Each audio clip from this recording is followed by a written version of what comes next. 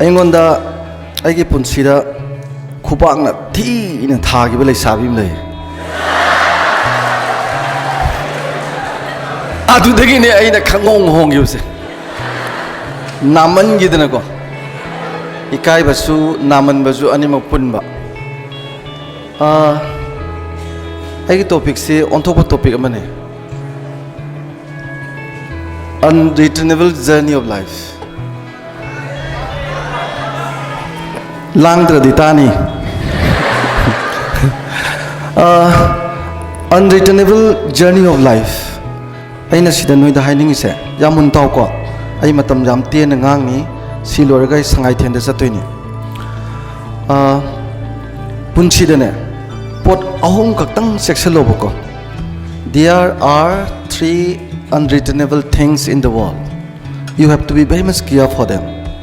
kari kari noida number 1 ngangiba wase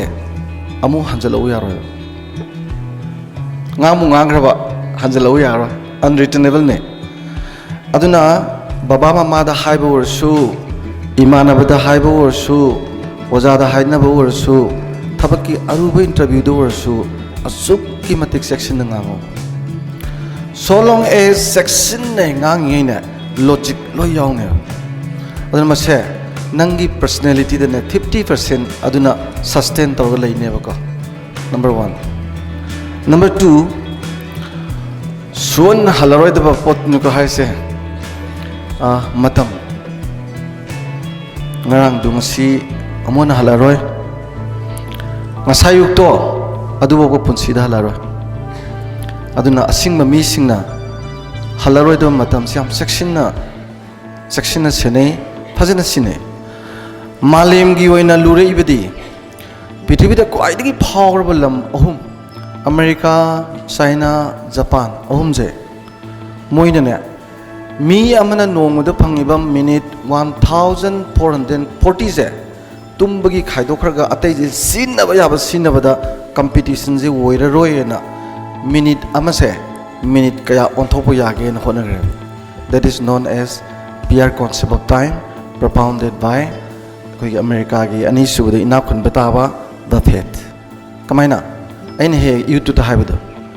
nupi macha amana sak thonge akoi di sak thonge na sum leitra sak thonge ne aise se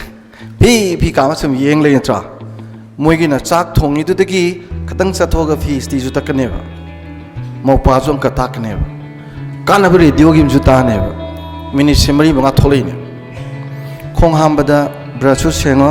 khabar ju paro minute ohum tholtra aduna di nangna sahi marphu punsi bada nangje sahi samri punsi ram ga chamane adubu ki thakta tawgre karigino they understand time is unreturnable yaiko om subada amana punchi life punchi karam halak ponte you have got only one ticket to come on earth adu ju narai ba kya phagram ithibi da simuk phajaba simuk tangba simuk resourceful oiba sarga ga pangkhaknaraba lairembi na jagoi saba that is the land on which God and the goddess are dancing I belong to the no point in I ba kya da program sagon du gi mathak tu da sa sandan pu budu sagon du na khang da bagi ukak ne na chong chong saw le bi wa ne ba nangi na thak ta leiriba ukak to nong ma sandal u ne khang ban mi ta nang kapak khine but matam di leitra bani ko time is very shorten khang u phai manipur je sa sandal ni ukak na te kanana khanggadabano noi gumba energetic oirba naha noi ne khangba numitane manipur yeng jeba ke doge nako aduna aina khanjabada punsi je yemuko society ma kamaina change tawe say ahamada primitive society in terms of million of the years after that tribal society transform tore ni go primitive society te phiron sepa hite ko ukrong de lei surung de lei tribal society la pakanda phi machet macha khara set bai re aduga use goya khara loiba hore pot khara tha bai re aduga aikhoi bu leigang pak khulak bai na khun macha macha gi le re state lei tri adagidi adusu in terms of million of the years my society is laine adu loira kan amuk kari society la feudal society ningthau pale khwaidigi khoi mayam gi marakta generous oiba mi duna lenga aga mana kaman ga tawdana khoi mayam sida lo ga du lehendana state ka ji formation tore adusu yam sang lakhre ko adu matung dagidi capitalist society lengak pasi mayam gi lengak pagi mingda sen paiba kharana khadrak torga moigi mamingda nungaina ba khoi mayam exploitable lenga capitalist society adun malem gi ihu mayam toraktana manaba khunai gi socialist society la ineba ngasidi animaksi mixture torga leirika oh kwaide roiba latest society noina hojik leirise kari society kogeda globalized society globalization ki society de dikai doye number 1 there should be free flow of information Pitribis the label lam mayam loina bakse sida channel mayam si loi yeng bayan you can watch any channel of the world with a very small remote in a very your small room karigino athing ba yaudra bane ka adoma se afabanate missionaries ama laga aigi mindset chi change toraga konangda business tied up toraga nongmei puba jahaz thunga lam loksan giba dumaina ariba all colonialism do natte anuba colonialism ki process amane and globalization is a very new colonial process aduna neo colonialism is karigina da ngasai missionaries do adu hanadi masawin la eba East India Company ki su mamang da mi lai ekhoi gi zu sandida sosai lakhi phuge zu yai wari sage su yai mariye nage su yai hojine nungsit ta pai ni nangi tv da sangai ni nangna pam jana yeng ni samusu muba ningdu yeba sangaga jamnan ba samdu maitei gi khwaidai gi phajaba nupi gi samni oyena leisabi jina thaina kwak macha halamine ba singi lujaba da phulaga lujaga sam phajaina hojina kakthalaga angang ba sangjil-laga phajayina sakhatlamne ozana su takte mama mapana su haide channel dugi mayam du yengbada mayam toribudu urubadagi tawjariba ina ko thaina toro du masak masam khoena mapan thokti hai hojina khoina na ulpa chahum tinga khoiga leina cha karai dagi torino channel du ubadai ne ba hoine sango kai sukai de khoiga lo kai sukai de chahum ga tingba samya kai ga tingnu pamui dana ko india gi nupi million chahum na khoigat pada chahum putho madi khoigali ba company gi thau du da dum yare ne ko thonglon jala company du close dog yare saron suro ina khun gani ko adu bo khangje da bane khoise ko chokhat khazani yam thi saw khazani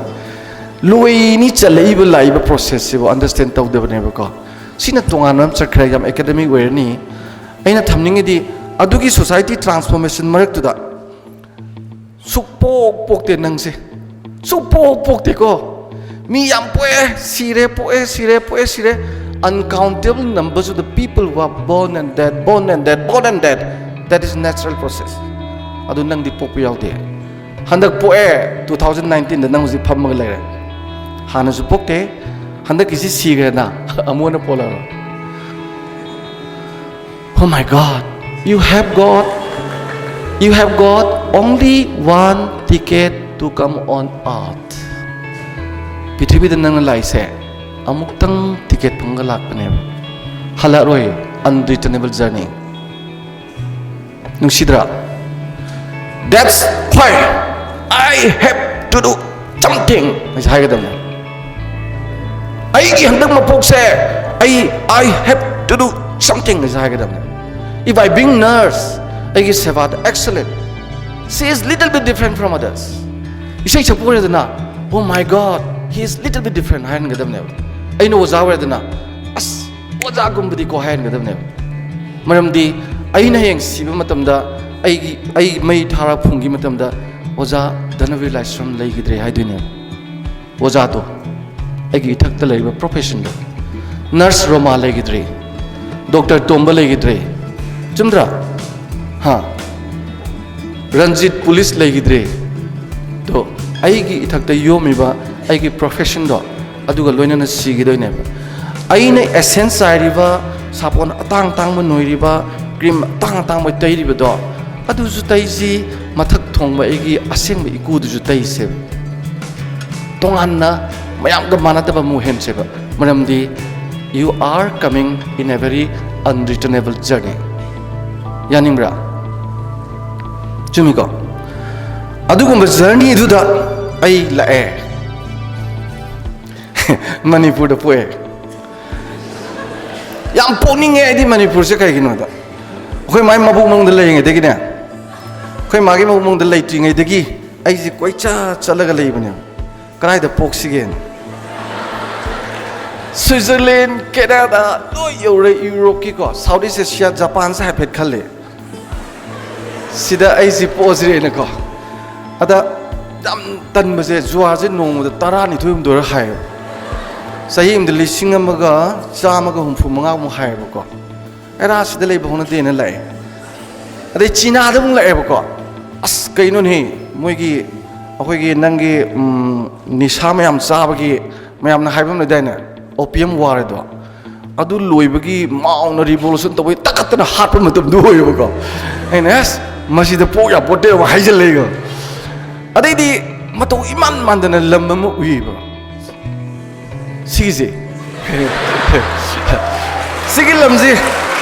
Sigilamzi kamai to gedane sathir jani aina sa launa masjid leije na khalaka na mana thak launa mai magun thangal puse kariya haina hairak keda number 1 dam tiba jabnyo prithivida khoigi mai thiba leitraba magi empire se samdokpada numit taba laitraba British se chaw Bharat se loksen madu mi muk si deba ko 1890 ga dai aina koi thi ngai do sai manga keler bon this is wonderful you know adike de mo 1891 gi lanji loirena Manipur ek loksen bagane British ki colonial my expansion je tokhi bon Manipur da sakhai hogi bon after occupying Manipur by the British colonialism can expand.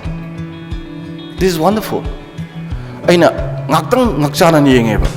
Has masi lamji mongom ni nai. Adagi de ani subada kari magun yor mageda. Ani suba lanzau da thengnari ba lanji allied force ka exist force ka ni da ko. Ai poktrim ni ko haise. Eng sai ngang je ai yam gyan ta ngang ga ni pai ra le ni usi. Exist force ka allied force ka ani ji khana baje exist the yar ji noinen khangi duni German Italy Japan natra som the allied the yar si Russia Britain France America ani ji lan ji ani second world war kan tawna kanda Hitler kalli ga surrender tawre Mussolini marin khai ga do surrender tawre Japan tawi jante tawbudila na allied force farak tara amne the Hiroshima Nagasaki da atom bomb thadari ne ngamaktraba adugi atom bomb thadaba matam do sigi lamji da Japanese sipai me am leiba aine gi lan lakpado India liberate tawnaba awda sigi leibak si Europe kanda leibak sigi man leibak si chiga moina pairaga kappa mayam do as more than 50% kana suicide tawrabane because arasa kanda mai angang nupi utpo phangroi kadona do hingda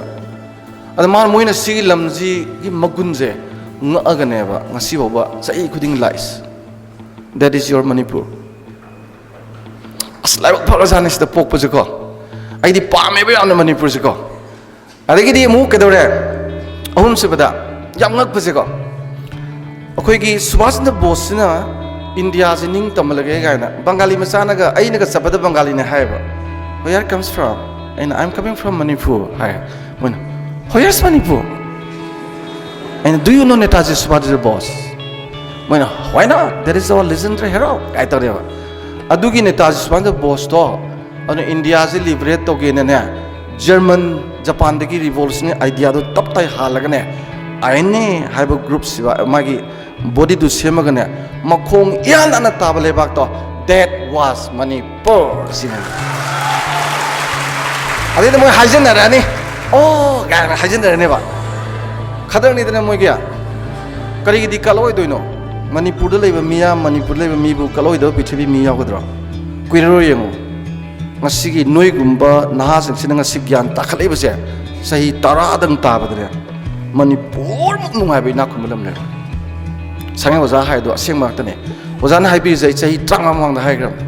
ai uranium phangi petrol lei Texas be kata jin Texas cancer gi gaina ngam mayam na kari khangdana hai jan ngasi di summedana aduna thamningi di adugumba lamni Gandhi ji do mana national movement ji kanna campaign to bakandane Manipur sangak pada maze Dimapur dagi sangangi de ning thona permission phangi de ko ai na haise fek ngaktani document le ngaktani ko kari no ning thona permission pi gi de aduna Manipur ji nungmai khara kalli se netaji gi makhong na thungba ba aduga non violence ki yamna taptha ingda ba haitri jina Gandhi sangak tabai ne ade aina khalle ba masilam ji nungai ni se adigi di Switzerland guys quite the pithribi the phajabalam ga ai di yam thi nomnge mamde I was there more than 5 times Switzerland manga salur ni pa ne ba Nehru ji ngauri phai laga Manipur is second Switzerland ga ai di a he bun no fetor ga ina Switzerland is second Manipur ha karigi noida yeng ko ai hajinab na te ba noi Switzerland lai so ne kari non he June July ji natana ingra poni kaino tin mahum dona dum leidoi ni use khaga tha ga laita ma jaba nga ji pe amani tha loi chakhido sidoi ni natra di freeze da lebe dona adugi lamdu no kai phajaba lamni ga law any tourist laksano ba ai hange ba do you want to stay in a very hot place yes har more thamalo ji da thamaju yai dana do you want to stay in a very cold place yes ukul karam balam da pithribi gi pikhaba jaga da asab da legera aing da legera adu da legera da legera hangam ponte ne Manipur de hangbang amimne do you want to see the floating island ataw itha yenge bro mo ingang ngata ataw itha leibra ne leina kai balam jaw noi myam chang mangalo adagi thumi yaw da pate iroi gero thumi yaw da pat fresh water lake kai ji pithribi da paklei lei ponte ne nang loktak ta pura iroi halalor sigum balam malem gi in any part of the world lei roi ko adagi mu jathi re je kana na bu kamai tor mino gyan ta de singlon mapan na mu ko question li aru jo aho bagai yaw ko de ko hai je ari jing ju Maharashtra Rajasthan ke mai nung jong la ga pop da ho de na ta ba flora and fauna masih dah hauri bah herbal jing jina Himalaya range dagi saruk marian hauri ne kanga haura there is a say humdra sur you can earn billion of rupees but nobody you think that you know nang khanjari je IS officer waiba BDF khanba doctor waiba engineer waiba paisa pijaraga hayeng aina tolop charba paba gi imaga pijaroi aigi iyambaduna aigi inaupaduna masa ni lai tambang der phi hun ngam dabdo piroi paba na nga leiroi nupi gi na taw nuti gi leini tolop phangma numita tupamda noina woidoi je adu ngaktan adu ai je saukhatlabani tai ga je ki I kai de khoi nong ta ki de ai ngona ta je tai yang khai mu lei khangna sana mi pakpi de pi ba ko tai je kaim na ti sahib ki haraga urik sibagum bani ai je pue te ima do ina kwai pam ima je jagoi sei to busi ada khoi ma je jagoi sale re me adu su Kolkata da ai changjal lagai mo da lei ne ai je tha taruk tare sur ba khoi ma je jagoi jom sa ba sai na wa ko adai di khoi pa sin na musician apho ne ba saxophone clarinet violin khongba moi ni yam nu sine nongma moi ni chen doi je khoi gi pa ba gi furit Chinese silk ama angu ba ma imana su ba moi matam da Assam da Assam ki puja ki moi sei to basat pajane ada khoi imagine ngauna basu basum nusi bani na ko sumbaji da mai do sang sigar na pa baje dui phurite na lit ponte as ko mari matha sabjan ada khoi mana masidi kana ponte na sai matai wedap sigai bani dana ada saina mari ma phasana phola laga se mari ma phasana phole ba aduna khoi pa bana phote ni iman di photana ba iman li ni mada ada ai ni iman ma khong nam nam ma li hel thaina nusinar bai wari gaje yam kana bane se yam kana bani ko Already, amai toroga khoi imana thanama ji mana khoi pawja tamaina sang mana silai to bosida steam mi ani ta ma le ba thain di phi yan gan de thupa thangal li dena ko already khoi pawja na program to bosida duli la tholo bosida segai ji khangdra imana karai dena ngai segai gi doi khan ma khanum gangdra ba already imana masi kwai de singmani panen le ra pajani already ai ji poe ai sagam thi kok se tum trek tumego kusuju musumi kanam lobide koi masin yam wai hai kanam pabiu ya di timandana adege akhoi sosti je aigi sosti je am nangi hai mana sosti son gide hai koi gi angang mayam kai ge thak na bhon na yam wa bajani ada amu muk swaina paisa por pasi hek lotion ba sum makha ta na thabak tong ngai di leita bajani ada aigi sosti je maning da hoba panghau hau ta ba pungton pambi magi pambi kano se akhoi pungdon ahum mari he ora khai ra lai khromi hai already sangom pitak bo khota pasi ju khra phar adum tar jane mandi ima je ai hundo ma jogoi sabe chale hai ada khoi mana magi sangom se pek cholok puje sida sam akhoi ising jida ne akhoi last the swine torga ai gi ne pithe mane ising da haidara ai gi ne pitak bo ne som da di yang kange ba ko yam ware adamai sum lak pasina nangi o khayam na baba se class 6 tagi cardiac na re dagi yum palak matam dadi jogoi saba chalan gidre jogoi sabi ji am te na tobi ibo na makhu cha gi de engon da school de jogoi sabi gi macha ha bade na phuna do mi ti yaude yamna khara intho ga thamba oina toy adamai sum lak padagi baba sina class aina 6 tong pada nag re ba ko ai class 6 te yum pu ba hore khonggaw ji matam ji da kudam nungdam ji kya phangde clip sin nan tho ba lang na samme lang no swai ki re swai ye le dra ha yepsan ba puri ka ji kya le ni ngai leite ingam da ing gra dum ing bi de el le be mo do thaina torome noi dinga siam nungai ra na phiron ji ma yam kai dra adi nga phung ai te tan bai kai gi ba khusina ko adagi sing thibagi charu kho phuai bagi ai lai tam chap pa ji oja na ko khuji ting tholo phuri khut kai na sa nang ngan ga tha ji jik dik lau ja like su yaw da like su lebi da pati gani na siki ra kya no khok pi bu do adu leiba ngam da na ko ai pati gani su yaw de ra samu inam lei magi rule zum jaw bu ji na ko samji smai ching dharaga nangan je tha bu ji tandan pai ja ni madu nungti gi phu ne kham de lai tam sading de iman am lai tam sate ni yen do jin tana kal ga ai school lak to ni an school na sangak bu ai je sagak peti do apo ma da dum na ba lai tam ni sida po ma do madu medam dai do wa ba ne school change to adu bu change tore nomadi hari soyo ne na sokolo bais na bagon ga na sakpado kotan ga pare chungum le dai ne adu to bu siki sapi adi thare ba adai khale ba good pati ga di lere sine ba adai moina phidaki am pa ba phi magi nakan do adu da aina siki ni kishale angang oi bani na hai ba su khra wat pajane ai kishale ada smaina sanang yaw bani na ma di sum leng ma sum komthor ko yai da na ko yum yor kan da ima da siki pi ge aina siki im loge khanjara hang do ke to ba ta le yom dre ai tum su adre nonga lagaina ni nu hogat tinga da ti phangdre party gani da dum tue adam phure adam aina sum lak padagi dine aina tarok ta thabak se amma ta leite karigino ai se khoi gi phi sarai ko aina saba phi je nong da phi jura manga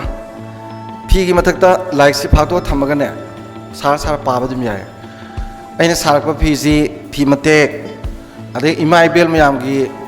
alu ronbi yendemi ronbi gi lai aje ahan khaya ji khangani alu ronbi sina ne angau ba mayung warga ma phen sina angang ma phen ba si alu ronbi kawi si ahan jingna set pa dam lemba phaneng ni hoji kan se na gidra adi yendel ronbi ha sina yendem irombi ha sina angau bujda sangna phen ba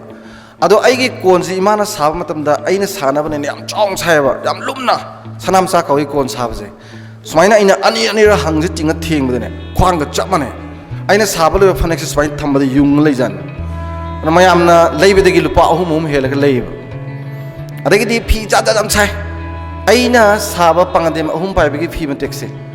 nogi tajman ga je tajman ga hayun ko khairoi thek tajman nga mamai ga haise tajman nate akhoi aina khanbada aigi presumption ni ko ai yunan da leure China gi Yunan da ko aduga san da zu leure ko Yunan da gi huyong hotu ne pan da khoina lak pase sida khwai ngak poram thengne ba san pareng je lak pa kan da ne moi gi ching do horai ni smai khai bu dum smai loi tawjan aina gai tu da hange ba kraino si kamai toino na moi ju khang de ha ba ada chelek pa matam da khoina akhoi ipai pu jing do na moi gi akhoi dressing je lakpham khang na ba na phi gi ma pan smai to bi toram bra ina khale ba Tasmon nate ko natraga lin na satpadi amu swang ko ni song tong ni natra swang toris hayeng noina khangni salak anda phagan to budi horai na ka leibudung leibani chingje pareng jan swang tor san ai aduma khale anmain tor ga phi nung sai adagi di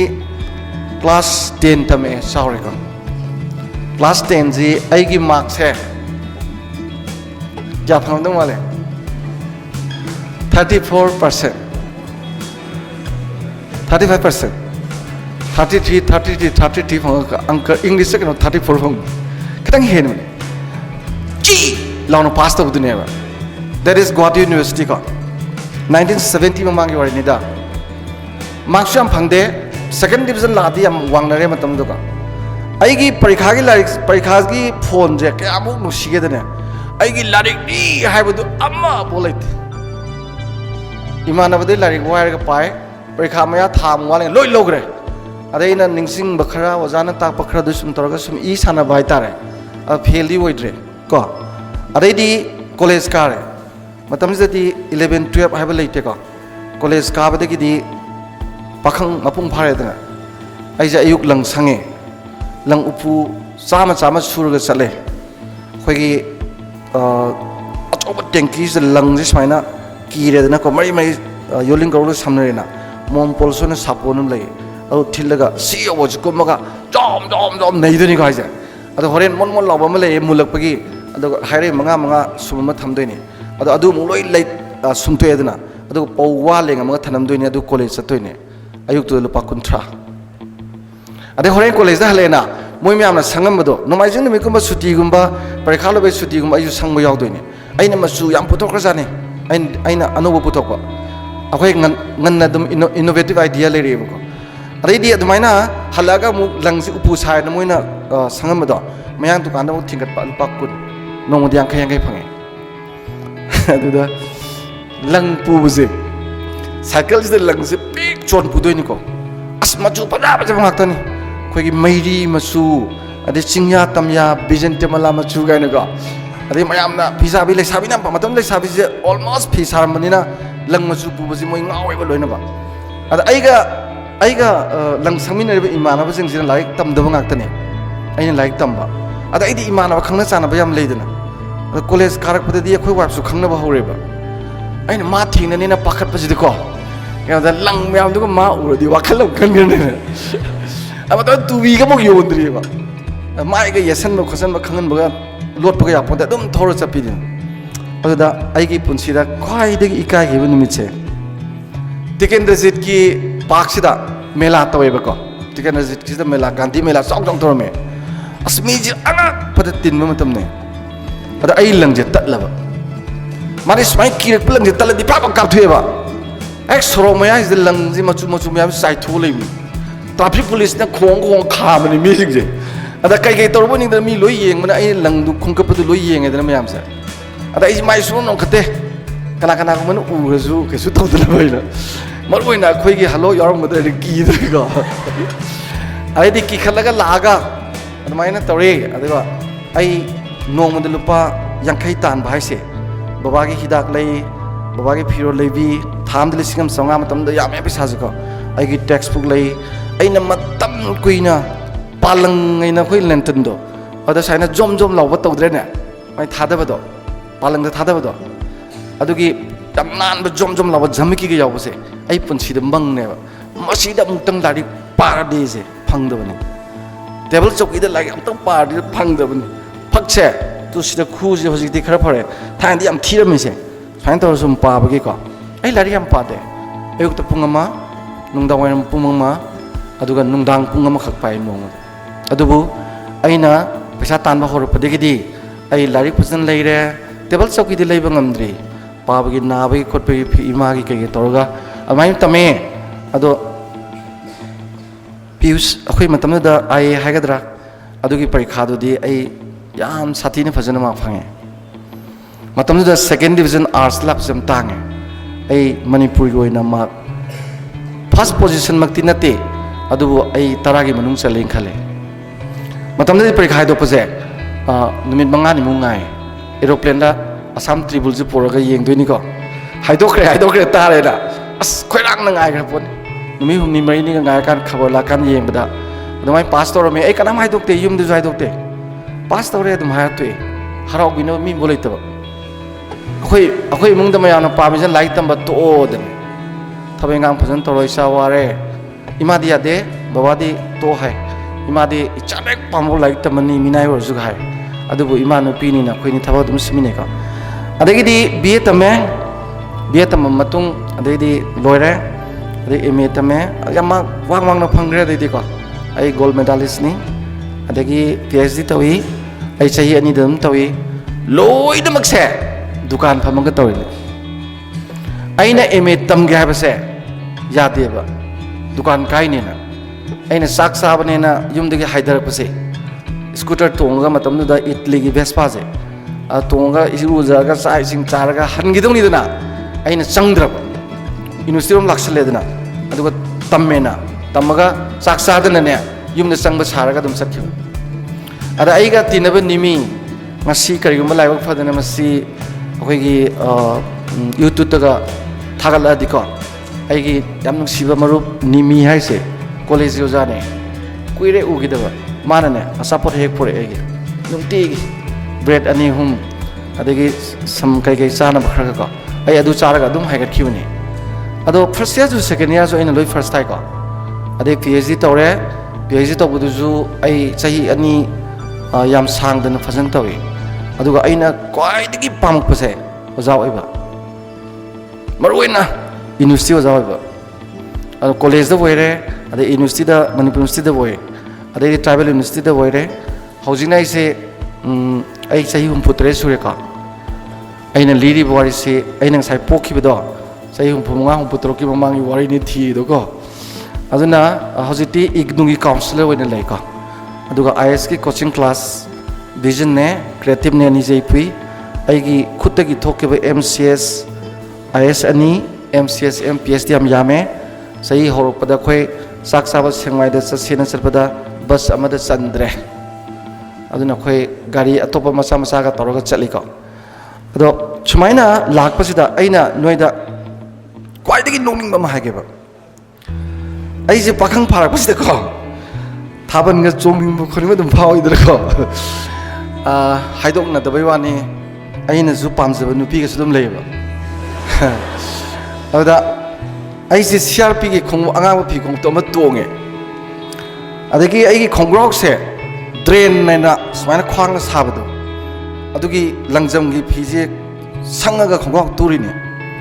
इमाना संथीगा तालदना मतमदे Santhi सुमाइना नोयरगा Santhi मैजदा Fiji लाएना याम ngохलेबा अदु हिगोक संगे अइ lung संगबा हिको अइ साइ lung संगे हाइदना जिन हाफे माले अद problem दि सुर सुम चिखलबा जिन ग यामाने अदु सुरगा सुम चिखलेबा को अदा अइने सुम सेलिजे सुरगा चिखलपनिना खोंगबसिना स्वाइलरा खोंगाव स्वाइ योरे अदु जो अनि खतंग अरे फ्रीसिना केसमेन नेना एम्बेसडर कादो अदुदा अखोइ फिगा ओइबलेदा अदुगी मचुजे लेंगांग अमगा अदगी इ मचु अमगा अनिने अदु खतनी सेलिजे adana aina kaino nupi amda kaino hayadina khongde tonboi ti yang chan moi yang do khange ba khongup sakta aduga khonggaw sakta aduga puri sakta aduga haijan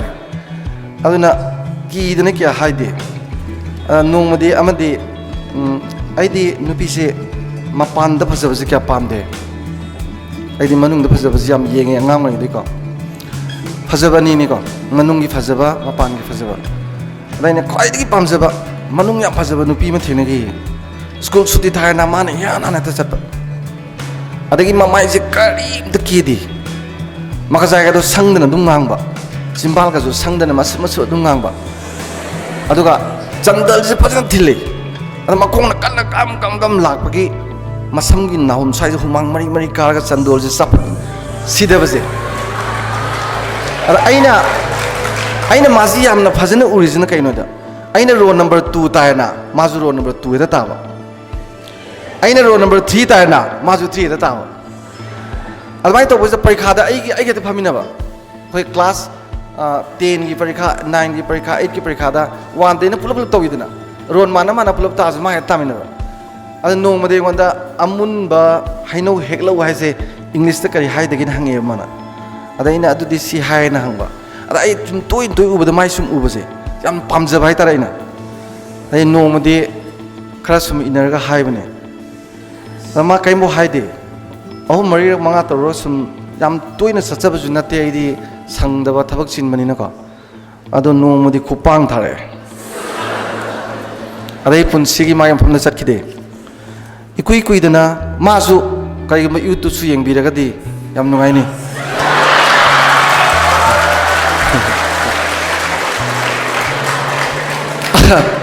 ikui dana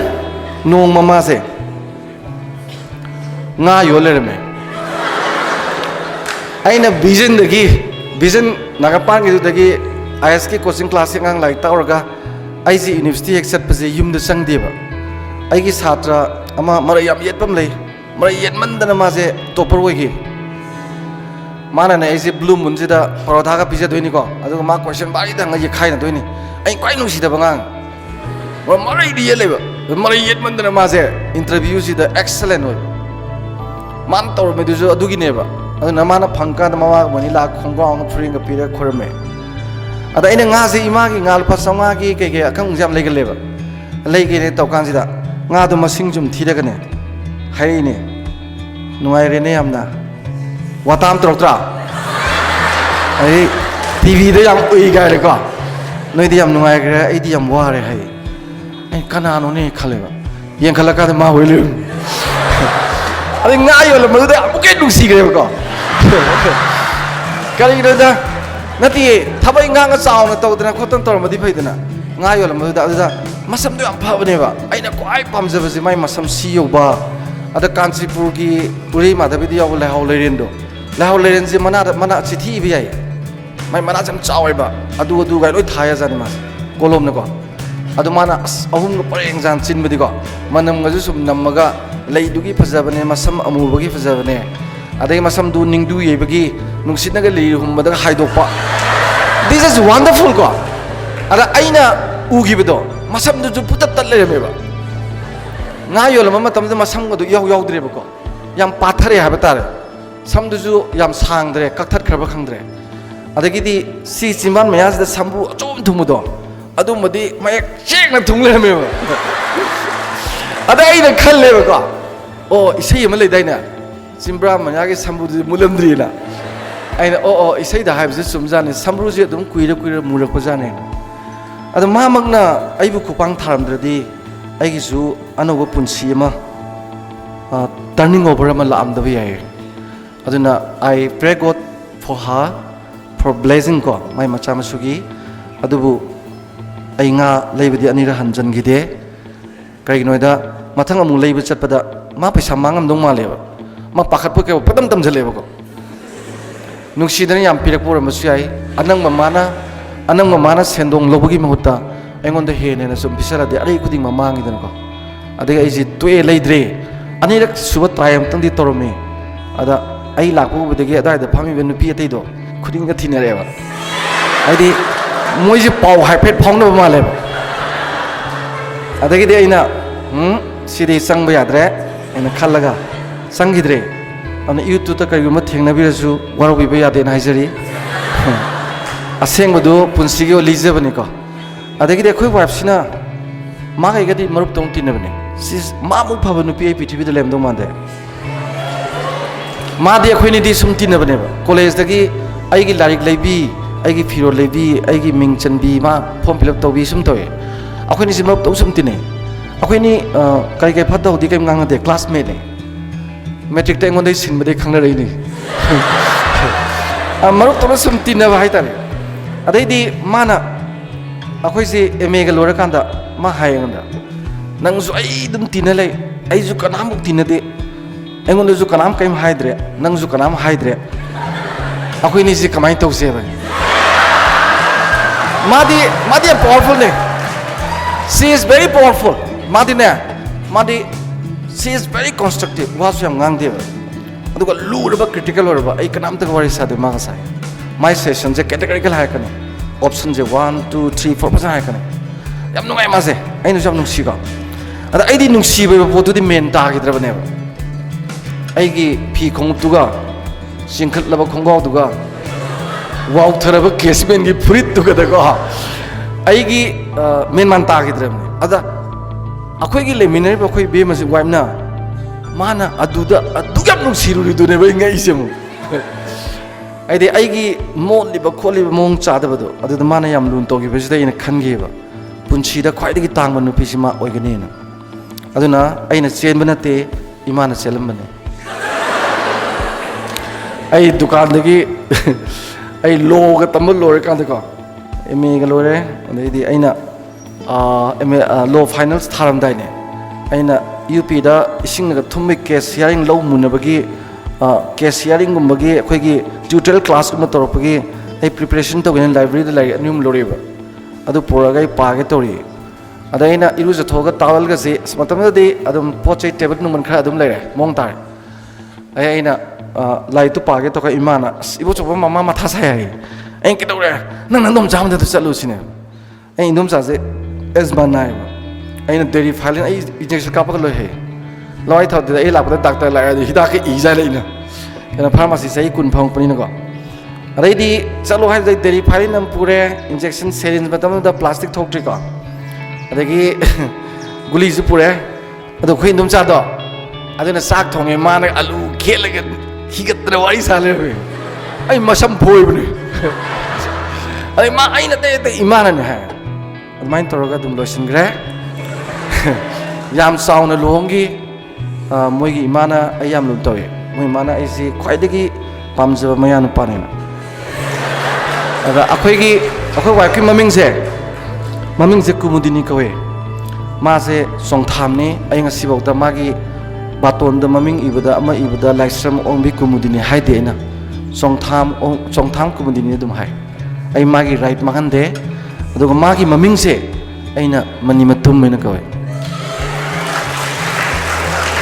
kwai dagi tangba ai gi physical lanje mane na ina mani matum mena kawe adamaina lakpasina ai university waja waiba khotpa imungi keke loi lakre ko sida aina aigi punsida inspire to gi base ani khangne number 1 romance nungsi dungon jisu yam kana rajani noina hai tabe wani ko noi di wajikang jam haiti gari maning da hapaga restaurant amam da thi lai base da mang bane ko aduna tabada dam kana ba pot lai bane sangsar sida koi pok lai se asengba nungsiba masak khongjo lakpani ada magi director masani mari thabaka sobo toyi ina khuli gaina sumpak lai lebe jeng papuni ko nungsiba always khangna bhona gadabani maramdi asengba nungsiba thamoi anigi maraktane pap haibadu leite aran balambi leite phattaba ju suteng theknaroi apa ga ta theknani sigumba nungsiba sine khoigi yamna real true love ka haise ado laina bhona ba you can make this problem nate ko because nangi nagundu chelaba mana magundu chelaba oibi ai aina sida emphasize to rizik kagin why nahame amgi turning point se mange sida phage sida each of the individual nahame amse loina makse ꯁꯤꯒꯤ ꯍꯤꯔꯝꯁꯤꯗ ꯃꯁꯤ ꯀꯥꯜꯂꯒ ꯆꯠꯄ ꯌꯥꯕ ꯑꯝꯇ ꯌꯥꯎꯔꯣꯏ ꯂꯣꯏꯅꯃꯛ through this process ꯂꯥꯛꯇꯣꯏꯅꯦꯕ ꯇꯧꯁꯤꯟꯅꯒꯅꯨ ꯑꯩꯗꯤ ꯑꯗꯨꯒꯨꯝꯕ ꯂꯩꯇꯦꯒ ꯍꯥꯏꯔ ꯇꯨꯃꯤꯟ ꯇꯨꯃꯤꯟ ꯅꯇꯣꯟꯗ ꯆꯥꯛꯄꯒꯤ ꯊꯕꯛ ꯇꯧꯅꯣꯕ it should be very open it should be very open ꯕꯕꯥꯗ ꯍꯥꯏꯌꯨ ꯃꯃꯥꯗ ꯍꯥꯏꯌꯨ ꯌꯥꯝ open ꯑꯣꯏꯌꯨ ꯑꯗꯒꯤ ꯅꯪꯅ ꯅꯨꯡꯁꯤꯔꯕ ꯅꯨꯡꯁꯤ ꯇꯛꯇ ꯍꯥꯏꯌꯨ ꯀꯩꯁꯨ ꯀꯥꯏꯗꯦ ꯁꯤꯗ ꯏꯀꯥꯏꯕ ꯀꯣꯏꯕ ꯈꯣꯠꯄ ꯗꯔꯀꯥꯔ ꯂꯩꯇꯦ that is ꯅꯪꯒꯤ ꯊꯃꯣꯏꯒꯤ ꯂꯤꯕꯔꯇꯤꯗꯣ you have to do that ꯌꯥꯗ꯭ꯔꯦꯅ thank you ꯌꯥꯗ꯭ꯔꯁꯨ thank you ꯃꯔꯝꯗꯤ ꯌꯥꯗꯕꯁꯤꯅꯤ ꯅꯪ ꯐꯥꯎꯗꯣꯏꯁꯦ ꯌꯥꯔꯒꯗꯤ ꯅꯪ ꯃꯥꯡꯉꯦ ꯑꯗꯨꯅ ꯄꯨꯟꯁꯤꯗ ꯌꯥꯗꯕ ꯁꯨꯝ ꯊꯦꯡꯅꯈꯤꯕꯁꯦ ꯈ꯭ꯋꯥꯏꯗꯒꯤ ꯐꯥꯎꯒꯠꯂꯤ ꯑꯗꯨꯅ ꯐꯤꯔꯣꯟꯁꯦ ꯖꯨꯠ ꯆꯥꯗꯕ ꯉꯥꯛ ꯁꯦꯠꯂꯣꯕ ꯁꯨꯡꯌꯥ ꯌꯥꯗꯅꯕ ꯅꯣꯡꯃꯗꯤ ꯊꯦꯡꯉꯕ꯭ꯔꯥ ꯅꯣꯡꯃꯗꯤ ꯁꯤ ꯋꯥꯔꯤꯁꯦ ꯑꯩ ꯃꯃꯤꯡꯒꯗꯤ ꯄꯜꯂꯔꯣꯏ ꯍꯌꯦꯡ ꯌꯨꯇ꯭ꯌꯨꯕꯇ ꯂꯥꯛꯑꯗꯤ ꯐꯔꯛ ꯇꯥꯅꯤ ꯑꯩꯁꯦ ꯊꯥꯕꯜ ꯆꯣꯡꯕ ꯆꯠꯂꯦꯕ ꯊꯥꯕꯜ ꯆꯣꯡꯕ ꯆꯠꯄꯁꯤꯗ ꯆꯤꯡꯉꯥꯝꯈꯥꯗꯗꯤ ꯃꯐꯝꯗꯨꯐꯥꯎꯗ ꯍꯥꯏꯗꯣꯛꯀꯦ ꯑꯗꯨꯗ ꯅꯨꯄꯤ ꯌꯥꯝ ꯐꯖꯕ ꯐꯤꯂꯝ ꯌꯥꯎꯕꯤ ꯅꯨꯄꯤ ꯑꯃ ꯊꯥꯕꯜ ꯆꯣꯡꯉꯦ ꯃꯥꯒꯤ ꯃꯃꯥꯡꯗ ꯇꯥꯏꯈꯤꯕ ꯅꯨꯄꯥ ꯑꯃ ꯃꯇꯨꯡꯗ ꯇꯥꯏꯈꯤꯕ ꯅꯨꯄꯥ ꯑꯃ ꯄꯥꯏ ꯑꯩꯈꯣꯏ ꯃꯇꯝꯗ ꯇꯥꯏ ꯂꯣꯏ ꯀꯤꯅꯩ ꯊꯥꯕꯜ ꯆꯣꯡꯕꯁꯤꯡꯁꯦ ꯑꯗꯨꯅ ꯖꯦꯟꯇꯜꯃꯦꯟꯒ ꯍꯥꯏꯁꯦ ꯉꯁꯤꯒꯤꯅ ꯈꯣꯡꯒ꯭ꯔꯥꯎ ꯅꯥꯟꯊꯔꯒ ꯁꯨꯃꯥꯏꯅ ꯇꯧꯕ ꯁꯥꯕꯗꯨꯗ ꯃꯇꯝꯗꯗꯤ ꯃꯄꯣꯛꯀ ꯀꯥꯏꯕꯤ ꯄꯣꯠꯇꯦ ꯇꯥꯏ ꯀꯤꯔ ꯅꯥꯟ ꯆꯣꯡꯈ꯭ꯔꯖꯥꯠꯅꯤꯀꯣ ꯅꯨꯄꯤꯁꯨ ꯈꯨꯠꯀꯁꯦ ꯅꯣꯏꯅ ꯉꯁꯤꯒꯁꯦ ꯈꯨꯠꯀ ꯄꯥꯏꯅ ꯐꯪꯄꯣꯠꯇꯦ ꯂꯨꯃꯥꯟ ꯊꯥꯔ ꯁꯨꯃꯥꯏꯅ ꯇꯧꯅꯔꯤꯅꯤ ꯅꯨꯄꯤꯒꯤ ꯃꯈꯨꯠ ꯀꯥꯏꯁꯦ ꯄꯥꯛ ꯄꯥꯏꯕ ꯉꯝꯕ ꯖꯥꯠꯅꯠꯇꯦ ꯑꯗꯩ ꯋꯥꯡꯈ꯭ꯔꯕ ꯑꯗꯨꯗ ꯑꯁꯤꯒꯤ ꯅꯨꯄꯤꯁꯦ ꯑꯩ ꯏꯃꯥꯟꯅꯕ ꯑꯅꯤ ꯇꯤꯟꯅꯩ ꯏꯅꯥ ꯌꯥꯝ ꯈꯨꯟꯕ ꯑꯩꯉꯣꯟꯗ ꯌꯥꯝ ꯎꯁꯤꯠꯇꯕ ꯑꯩꯒ ꯑꯩꯈꯣꯏ ꯑꯍꯨꯝ ꯇꯤꯟꯅꯕꯁꯤꯗ ꯃꯣꯏꯅꯤꯅ ꯑꯩꯉꯣꯟꯗ ꯂꯦꯞꯅꯗ ꯂꯩꯅꯤ ꯀꯩꯅꯣꯗ ꯃꯣꯏꯅ ꯆꯥꯕ ꯊꯛꯄ ꯄꯩꯁꯥ ꯄꯨꯊꯣꯛꯇ ꯂꯩꯔꯦ ꯑꯩꯅ ꯅꯣꯡꯃꯗ ꯇꯧꯗ꯭ꯔꯦ ꯁꯤꯅꯦꯃꯥ ꯌꯦꯡꯉꯗꯤ ꯀꯌꯥ ꯑꯗꯨꯝ ꯇꯧ ꯂꯩꯔꯦꯅ ꯑꯗꯣ ꯀꯔꯤꯝ ꯀꯥꯟꯗ ꯍꯣꯇꯦꯜ ꯆꯪꯁꯤꯒ ꯍꯥꯏꯔꯁꯨ ꯑꯩ ꯍꯛꯆꯥꯡ ꯅꯨꯡꯉꯥꯏꯇꯦ ꯍꯥꯏꯁꯤꯅ ꯇꯣꯛꯄ ꯌꯥꯎꯔꯕ ꯃꯔꯝꯗꯤ ꯑꯩ ꯅꯣꯡꯃꯗ ꯃꯣꯏꯗ ꯑꯣꯐꯔ ꯇꯧꯉꯝꯗꯕꯅꯤꯅ ꯃꯣꯏꯅ ꯂꯛꯅꯕꯁꯨ ꯁꯨꯝ ꯍꯦꯜꯂꯕ ꯑꯗ ꯂꯨꯄꯥ 200 ꯃꯣꯏꯅꯤ ꯆꯥꯝ ꯈꯥꯏꯅꯔꯒ ꯍꯥꯏꯌꯦꯕ ꯑꯁꯤꯒꯤ ꯅꯨꯄꯤꯁꯦ ꯄꯥꯏ ꯉꯝꯕꯗꯅ ꯂꯨꯄꯥ 200ꯁꯦ ꯄꯤꯅꯤ ꯁꯤꯅꯦ ꯍꯧꯖꯤꯛ ꯐꯤꯂꯝ ꯁ꯭ꯇꯥꯔꯗꯣ ꯑꯗ ꯑꯩꯗꯤ ꯁꯤꯡꯅꯔꯗꯤ ꯌꯥꯝ ꯁꯥꯊꯤꯕ ꯁꯤꯡꯅꯔꯗꯤ ꯍꯧꯖꯤꯛꯁꯨ ꯁꯤꯡꯅꯔꯗꯤ ꯌꯥꯝ ꯁꯥꯊꯤꯖꯥꯠꯅꯤ ꯇꯥꯞ ꯂꯥꯎ ꯄꯥꯏꯁꯜꯂ ꯐꯨꯔꯈꯥꯎ ꯍꯥꯞꯆꯜꯂꯦ ꯄꯥꯏꯔꯗꯣꯏꯅꯤꯀꯣ ꯍꯥꯏꯁꯦ ꯉꯁꯥꯏꯒꯤ ꯐꯤꯖꯣꯟꯗꯨꯅꯤ ꯑꯗꯨꯝ ꯉꯁꯥꯏꯒꯤ ꯃꯈꯥꯗꯨꯅ ꯐꯤ ꯈꯣꯡꯕ CRPꯒꯤ ꯑꯉꯥꯡꯕ ꯑꯗꯩ ꯉꯁꯥꯏ ꯗ꯭ꯔꯦꯁꯇꯣ ꯆꯤꯡꯈꯠꯂꯛꯄ ꯈꯣꯡꯒ꯭ꯔꯥꯎ ꯐꯠ ꯆꯪꯁꯤꯜꯂ ꯇꯥꯏꯈꯤꯕ ꯅꯨꯄꯥ ꯇꯥꯞꯃꯨꯜꯂ ꯇꯥꯞꯂꯥꯎ ꯄꯥꯏꯔꯨꯅꯦ ꯑꯗꯣ ꯍꯧꯖꯤꯛ ꯅꯨꯄꯤꯁꯤ ꯃꯨꯟꯅ ꯌꯦꯡꯉꯦ ꯈꯣꯡꯉꯛꯇꯨꯗ ꯑꯗꯨꯒ ꯃꯥꯁꯦ ꯁꯨꯒꯠꯂꯦꯀꯣ ꯁꯨꯒꯠꯄꯗꯤ ꯍꯥꯏꯐꯦꯠ ꯄꯩꯊꯣꯛꯑꯦ ꯑꯗꯒꯤꯗꯤ ꯁꯨꯃꯥꯏꯅ ꯆꯤꯡꯉꯝꯃꯒꯤ ꯍꯧꯖꯤꯛꯀꯤ ꯆꯤꯡꯉꯥꯝꯈꯥꯒꯤꯗꯣ ꯂꯝꯄꯥꯛꯇꯣ ꯁꯨꯃꯥꯏꯅ ꯇꯧꯔꯒ ꯀ꯭ꯂꯕ ꯂꯩꯇ꯭ꯔꯥ ꯉꯁꯥꯏ ꯊꯦꯛꯆꯟꯕꯗꯣ ꯑꯗꯥꯏꯗꯣ ꯅꯨꯄꯤꯉꯩ ꯂꯣꯏ ꯁꯨꯃꯥꯏꯅ ꯊꯣꯛꯑꯒ ꯎꯗꯦꯕ ꯑꯗ ꯅꯨꯄꯤꯁꯦ ꯑꯩ ꯈꯨꯠ ꯊꯥꯗꯣꯛꯑꯒ ꯍꯦꯛ ꯆꯪꯒꯦ ꯇꯧꯕ ꯑꯗ ꯊꯥꯕꯜ ꯆꯣꯡꯕ ꯉꯥꯛꯏꯁꯦ ꯈꯦꯇ꯭ꯔꯤ ꯇꯣꯝꯕꯤꯅ ꯊꯥꯡ ꯂꯤꯆꯩꯗ ꯁꯠꯂꯒ ꯄꯥꯏꯕ ꯒꯨꯟꯗꯥ ꯑꯩꯈꯣꯏ ꯀꯩꯅꯣꯒꯤ ꯈꯦꯇ꯭ꯔꯤ ꯂꯩꯀꯥꯏꯒꯤ ꯔꯘꯨꯒꯤ ꯍꯦꯛ ꯁꯦꯕꯣꯛ ꯅꯝꯕꯔ 1ꯅꯦꯕ ꯁꯥꯊꯤꯈ꯭ꯔꯕ ꯑꯁ ꯃꯥꯅ ꯇꯥꯞꯂ ꯃꯈꯨꯠꯁꯦ ꯄꯥꯏꯔꯒ ꯇꯥꯏꯈꯤꯕ ꯄꯥꯏꯔꯒ ꯊꯥꯕꯜ ꯆꯣꯡꯒꯦꯕ ꯃꯥꯒꯨꯝꯕ ꯑꯃ ꯄꯥꯏꯔꯒꯅ ꯆꯣꯡꯉꯣꯏ ꯃꯥꯗꯤ ꯄꯥꯈꯪ ꯅꯠꯇ꯭ꯔꯕꯣ ꯉꯁꯤꯅꯦ ꯅꯪ ꯃꯥ ꯄꯥꯏꯔꯒ ꯒꯠꯁꯤ ꯂꯣꯏꯗ꯭ꯔꯤꯐꯥꯎ ꯆꯣꯡꯗ꯭ꯔꯕ ꯊꯥꯕꯜ ꯆꯣꯡ ꯂꯣꯏ ꯊꯨꯒꯥꯏꯔꯁꯤꯅꯦꯕ ꯑꯗꯩꯗꯤ ꯑꯩ ꯅꯨꯄꯤꯁꯤꯅ ꯀꯤꯕ ꯀꯩꯕ ꯈꯨꯠꯁꯦ ꯇꯥꯞ ꯄꯥꯏꯀꯣ ꯑꯩꯗꯤ ꯁꯣꯝꯗ ꯑꯩꯈꯣꯏ ꯏꯃꯥꯟꯅꯕ ꯑꯅꯤꯗꯨꯗ ꯎꯄꯣꯟꯇꯦ ꯁꯣꯝ ꯇꯧꯅꯔꯤꯗꯣ ꯁꯨꯃꯥꯏꯅ ꯊꯦꯛꯆꯟꯕꯅꯦꯕ ꯑꯩ ꯁꯨꯝ ꯂꯥꯛꯑꯦ ꯅꯨꯄꯥ ꯌꯧꯗꯣꯔꯦ ꯑꯩꯗꯤ ꯇꯣꯛꯍꯧꯗꯣꯏꯅꯤꯀꯣ ꯑꯩꯅ ꯇꯣꯛꯑꯒꯦ ꯍꯥꯏꯕ ꯃꯥꯅ ꯍꯦ ꯇꯣꯛꯄ ꯌꯥꯔꯣꯏ ꯍꯥꯏ ꯑꯗꯒꯤ ꯀꯩꯅꯣ ꯍꯥꯏ ꯑꯩꯅ ꯑꯩ ꯐꯤꯖꯣꯜꯁꯨ ꯌꯥꯝꯅ ꯃꯑꯣꯡ ꯇꯥꯗꯦ ꯑꯗꯒꯤ ꯑꯩ ꯊꯥꯕꯜ ꯆꯣꯡꯕꯁꯨ ꯀꯌꯥ ꯍꯩꯇꯦ ꯏꯟꯇꯔꯦꯁꯁꯨ ꯂꯩꯇꯦ ꯅꯨꯄꯤꯁꯨ ꯀꯌꯥ ꯄꯥꯝꯗꯦ ꯍꯥꯏꯕ ꯑꯩ ꯅꯨꯄꯤꯁꯤ ꯑꯁꯦꯡꯕꯩꯁꯨ ꯅꯨꯄꯤꯁꯤ ꯀꯌꯥꯝ ꯄꯥꯝꯗꯦꯕ ꯅꯨꯄꯤ ꯄꯥꯝꯗꯕ ꯅꯨꯄꯥꯁꯦ ꯈ꯭ꯋꯥꯏꯗꯒꯤ ꯃꯁꯛ ꯐꯖꯕ ꯅꯨꯄꯥꯅꯤ ꯀꯥꯎꯔꯅꯨ ꯑꯩꯅ ꯐ꯭ꯔꯥꯟꯁꯇ ꯂꯩꯔꯤꯉꯩꯗ ꯏꯜꯒ꯭ꯔꯤꯠ ꯑꯩꯅ ꯃꯤꯁ ꯇꯥꯕ ꯃꯥꯁꯤꯅ ꯑꯩꯈꯣꯏꯒꯤ ꯌꯨꯅꯤꯚꯔꯁꯤꯇꯤꯒꯤ ꯕꯦꯡꯀ꯭ꯋꯦꯠꯁꯤꯗ ꯆꯪꯉꯛꯄꯁꯦ ꯃꯤ ꯃꯌꯥꯝꯁꯦ ꯂꯣꯏ ꯌꯦꯡꯅꯦꯕ ꯃꯉꯣꯟꯗ ꯑꯩ ꯁꯨꯡꯌꯦꯡ ꯌꯦꯡꯗꯦꯕ ꯅꯣꯡꯃꯗꯤ ꯊꯥ ꯑꯃꯨꯛ ꯂꯩꯔꯒ ꯑꯩ ꯅꯥꯛꯇ ꯐꯝꯕ ꯃꯥ ꯍꯪꯕ ꯋꯥꯅꯤ ꯅꯪ ꯑꯩꯅ ꯆꯪꯉꯛꯄꯗ ꯁꯨꯡꯌꯦꯡꯗꯤꯁꯤ ꯀꯩꯒꯤꯅꯣ ꯁꯤꯅꯦ ꯃꯤ ꯂꯣꯏ ꯌꯦꯡꯉꯦ ꯑꯩꯉꯣꯟꯗ ꯉꯥꯎꯗꯕ ꯃꯤ ꯌꯥꯎꯗꯕ ꯅꯪ ꯁꯨꯡꯌꯦꯡꯗꯤꯁꯤ ꯀꯩꯒꯤꯅꯣ ꯁꯤꯅꯦꯕ ꯑꯩ ꯅꯨꯄꯤ ꯃꯁꯛ ꯐꯖꯕꯁꯦ ꯃꯊꯛꯇ ꯌꯦꯡꯗꯦ ꯍꯥꯏꯕꯗꯣ ꯍꯥꯏꯕ ꯃꯥꯅ ꯅꯪ ꯈ꯭ꯋꯥꯏꯗꯒꯤ ꯐꯖꯕ ꯅꯨꯄꯥꯅꯦ ꯑꯩꯅ ꯀꯔꯤꯒꯤꯅꯣ ꯍꯪꯉꯦꯕ ꯅꯨꯄꯤ ꯈ꯭ꯋꯥꯏꯗꯒꯤ ꯄꯥꯝꯗꯕ ꯅꯨꯄꯥꯁꯦ ꯅꯨꯄꯤꯅ ꯈ꯭ꯋꯥꯏꯗꯒꯤ ꯄꯥꯝꯃꯗꯧꯅꯤ ꯁꯤꯅꯦꯕ ꯑꯗ ꯁꯤꯡꯍꯧꯔꯣ ꯉꯁꯤꯗꯩ ꯅꯨꯄꯥ ꯃꯌꯥꯝ ꯀꯣ ꯑꯗꯩ ꯑꯩꯅ ꯍꯥꯏꯌꯦ ꯃꯣꯏꯗ ꯑꯩ ꯊꯥꯕꯜ ꯆꯣꯡꯕꯁꯨ ꯍꯩꯇꯦ ꯑꯗꯨ ꯇꯧꯋꯦ ꯑꯗꯨ ꯁꯨꯃꯥꯏꯅ ꯄꯩꯁꯥꯒꯗꯣ ꯄꯨꯊꯣꯛꯑꯦꯕ ꯑꯥꯏ ꯑꯦꯝ ꯚꯦꯔꯤ ꯁꯤꯟꯁꯤꯌꯔ ꯂꯨꯄꯥ 200ꯁꯦ ꯃꯣꯏ ꯄꯤꯒꯦ ꯍꯥꯏꯔꯗ ꯄꯥꯏꯅꯤ ꯀꯥꯏꯅ ꯑꯗꯨ ꯑꯣꯏꯔꯁꯨ ꯑꯗꯨꯝ ꯇꯝꯕꯤꯒꯦ ꯑꯗꯨꯝ ꯆꯣꯡꯉꯁꯦ ꯒꯠꯇꯨꯃ ꯑꯩꯈꯣꯏꯅ ꯋꯥꯔꯤ ꯁꯥ ꯆꯣꯡꯉꯦ ꯃꯣꯏꯅꯤꯅ ꯁꯣꯝꯗ ꯃꯊꯥ ꯁꯥꯔꯕ ꯀꯔꯤꯅꯣ ꯇꯧꯔꯤꯁꯤꯕꯣ ꯀꯥꯏꯅꯀꯣ ꯇꯥꯏꯈꯤꯕ ꯃꯌꯥꯝꯁꯨ ꯍꯦꯛ ꯋꯥꯔꯤ ꯁꯥꯔꯒꯗꯤ ꯊꯠꯅꯗꯦ ꯑꯩ ꯉꯁꯥꯏ ꯊꯠꯂꯤꯗꯣ ꯋꯥꯔꯤ ꯁꯥꯗꯅ ꯁꯨꯝ ꯆꯣꯡꯅꯕꯩꯅꯦꯕ ꯋꯥꯔꯤ ꯐꯖꯅ ꯁꯥꯔꯒ ꯆꯣꯡꯉꯒꯗꯤ ꯊꯠꯅꯗꯦ ꯆꯠꯅꯕꯤꯅꯤ ꯊꯥꯏꯅ ꯑꯕꯦꯔ ꯇꯩꯕ ꯃꯇꯝꯗ nungdin werde abesu tai tai de thain yam phaida likon chana badane leisabi ma pakhang ma leisabi pakhang phamine ni dana numit tar badagi phamaduna nongala pok leine ba moina chin sengna bai singa putok na mai ka tar ga mu laktoi ni dana awda rape kai se amu ta thoki belite yam moral wangi ko matam dugi pakhang leisabi sing do hojik su hanjalak pe ai noina ka noi ngasi di moral degradation satai na bera le rabne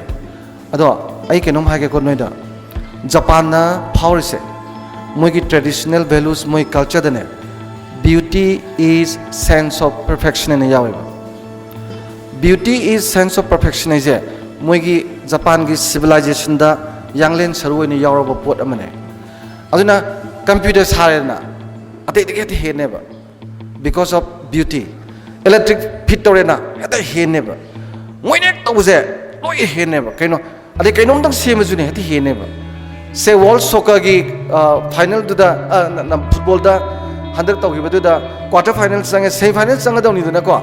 ado empire na ju Japan ki against am tawdra ado yengo pore ko Japan ja magi audience hold the Japanese lak pasing do plastic bottle hunjan da khojin na oxygen mota hold this magi stadium du lo singdo ma chakidur ba Japan ki magi moi ki culture tradition je ado maina akhoi ju tradition ma lebne Orientalism ki ko koi pai pusing traditionalism magi Orientalism ki culture do loi lebne morality na wangba ngoksin na da nupi ngang da thapak phajina suba sahi taret khunta ko matung da gambir singa nursing na Kanchipur da konung lengsil laga yairi lengdana pugraba adagidi labuk se singnang hograba lambi ga sabana sagraba do sahi taret khatang mana semgalak pado adudane hanagi Manipur da saruk chama henbam piba aduna Stalin na ko I will give new Soviet Union if you are working with me unitedly in 10 years and thaidana but akhoi sahi tareta hana den pha Manipur pirmane thanga bakas loi tormane adu len maite ki work culture yengune magi national character do adu me am do loi mangre hojite ko adu ma sigi tradition je akhoi jam civilized society ni ko my dear young friend please note that in your mind we are very civilized people Asia da quite a live constitution we have our written constitution in 11th century India na vote to ding da khoi vote to ni ko adu ju adult franchise da based to Johnston je khoi assembly ni ko ado jam democratic oi mong da ontokpa jam na kenu ni da this is wonderful land lagu yam phai ko noi khoi se ko aduna aina khanjabada adu maina leiragane aigi hobby sina aise berane aise ahan bada thang ta tame sari chara ai phuna yam he noi pharak ta adana ka ingon daga hauradi tekani loina ba aina angang wede smai khangi nupa ma chama oiradi khana chena ba khang phagadamni na ari boxing amu toy boxing tawbasida quarter final da aina gyan tarapada Purisi ini pungang ga ringi mapan uppaga lebe mari yumda imana sap tau dana ko napun sigi nang sigi game si yawdi nang minang amboy ro habde tue ade imaga pawa na isai jam tawning ba aina isai je phaw roi khangmani na tau daba ade moini na boxing chali ata tawi sari sa tami thang tami ngai su ngai ti ngange ba aina moini nungai da ba lu sitara uttame ba ko treng deng khongbudo yam thi khenadra thang ta ga sita ga dimuk sabna sang khenadra adai di moini nungai na baina khara tambire ayam bai sei gi basic loi khangi aduna ne ina hojinga sikan sei sakalai je ko akoi gi pabna ai sei sakke na khan gi de pabna ne siram dai no minini ni waling gi do ada khuji par ga hai pagi ning them mi tin ba mafam da ne isa nei sei sa aba kum du gi phiroi kalak ta su yai ai pab lei gidre MFDC sida aina pari mani mamana sakne ba koi gi siba ga mari zuleni na ada koi pab ju ningsinge nungai bam ju poe sei du sop kan angak pada phajagre ba kai no da ai thamoi de gi am nu sina sakre ba ai marak marak tai sei sakbang maktre ba we chop mai tor ga hoji tai sei sei aduna ne ai gi youtube tai sei gi yawri do ai hobby je sei ni aduga aina punsida khwaidagi pamjaba thabak oja hoibasu phangi ade aina punsida khwaidagi tawge khanba maga leiri ko ai ani khatane ni punsida pamakpaje lila yawba natraga cinema yawba ai soidana maki cinema da mapa saraga film amani kumakani haujikti thabak khara silliba ko ai si america gi ford foundation na film director gi training pirabani pa mane adubu aigi lila noi yenga mane khali suti loidri professor rambinung sibi mantri gi macha aigi ngaktani ko yam phajabani loina ba aide aina iba mandabane romance to sathi no wang bane adu karigino ai training yam phajan tore ba romance ki ngalingi de ko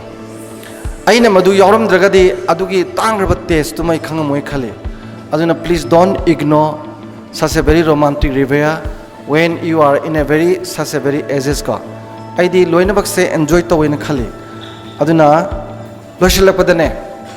noiju halawai da journey ni na aina hajagi bedo halawai da journey ni na ticket amuktang phanga lakpadina ne aina toge na khanba thabak to tangraba punsi ni khalaga tobibo yobo ngasidagi from today's onwards ka aduga matam haibase halaroi haibase khangaga ne minute ani hum thobung amdraju leiriba minute lising ama samri ni fujidadi mangandana season seba aduga ngasi aina kwaidagi chaw polum ama puri badi ka ngasi de yam ngame ai table chokri ji angpada leire akoi imungda table chokri tarani thoimung le yen loibam dasu lei aine phama jaga je table chokri loi leini thaina phangi da do ai khongup se kunthra bok surongane puri se upuhum sut se tatruk lei bine jinga si na wai set phangi dam yam do se lage sini aina 100 days se ai yenge baka numit chama je phiron je nukti hong sum set ba adum set ya jan kayam leirage una lei gidur music su pe da set kai gidur ni na wai set phangi do aina thabal chong ba chapagi imanam da full boy chap da pek ta dan sakhi da yam yoy ba yam nungai ta ba aduna my dear young friend ai kenom hage ko ai gi pura punsi je inspire to gi ba je only one film that is the story of the real man horen google sangaga the story of the real man and tharaga soviet film ma leibini aduda pilot china plane ji kaidana german ga lan songna bada black forest tara ba ko pilot china mana rescue team bok sakada bje nearly 250 kilometers kumbane ada mana makhong sapase chum chapa ngamak traba usa thega sapani usa thega ngamak traba sansa sapban sansa sapang ngamak traba uppaga iru chapon uppaga iru ka bang chalena ngamak trena tro smai won bon aduga chatpa ya chala kanda to ya bang ngamak tre ma saje adama kom da tar live khrame sirjeno mi oina pok amana aina phangni ba panthung du yongna ba honabam thopo honaba du di akhoi gi ithong ne ba that is bondal duty aduga aina honabam thopo honor ga phangdab du ka sukai de honare siraju yare sini yawra ne phamdo hui khonge angang anina taure lokhale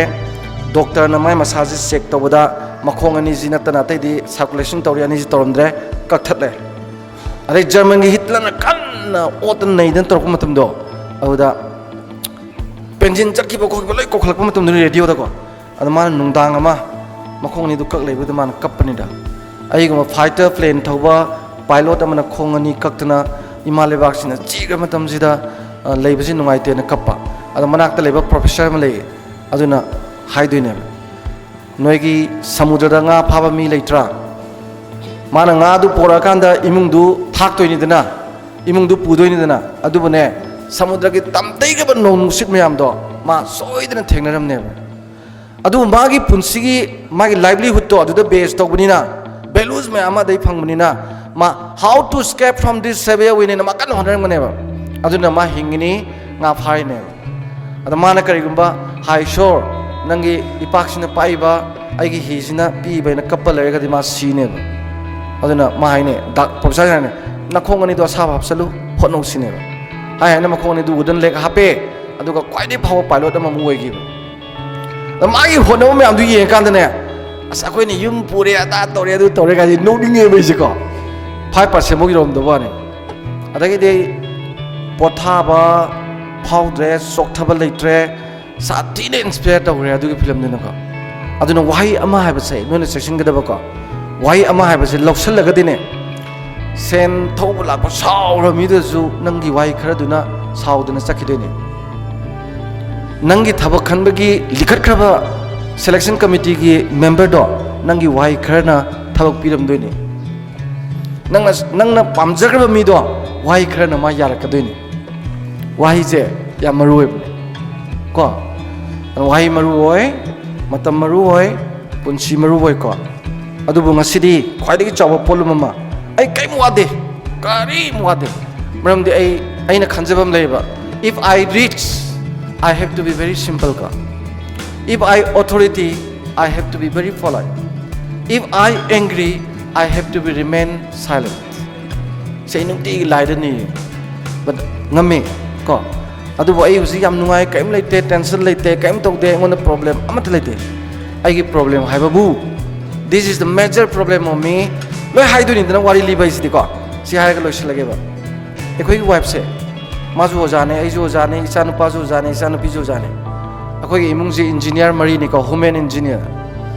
four human engineers mi saba engineer mari ne koi di ko mana school dagi sma halak puse ai gi laik pa bai thongnau ga thongang ga chak chana sane ba keno da ai pha ba am tu lai ba ko ada sibai ga lakpu ba police ga lakpa thongang de urde dum chenmung ga thame ba cheng de bai di ko ai yam thine electric so manga to ko to dana jail da yam lai urde dana ko electric aeroplane ma ta gi joint force na ga pha dana army ga numit humni mai ni crp ga numit ni humni commando na ga tor nei dana yam to re na ai di yam to re ko maram di whole the movement of Manipur khoina lead tor panga tane 18 June wagera manorama wagera all this hojibo han bidrim ni hoiti ahaluram ni na mo jam lun tawre ko ado chum changak pasdane aina thaina ma unana ba hotna bada yengi bada yamna tenda yam pasabado adu daga yam thin hongre an yam thi oigre ba ai na ba khaw ori ma de an yam oigre classmate ko ibani ne ado aina khale ba nong made khoini pulap siroi ko sigadra aina sire malukrabi mana sire ai pakra ada within a very short period khangudana sahi manga tarasi da thoba ya ba thodo bane adugi polum du khatane ina puri se ko sidi noina zu kokpu zu ngamaroi laina kon ma zu ngamaroi natural process natra adubu one day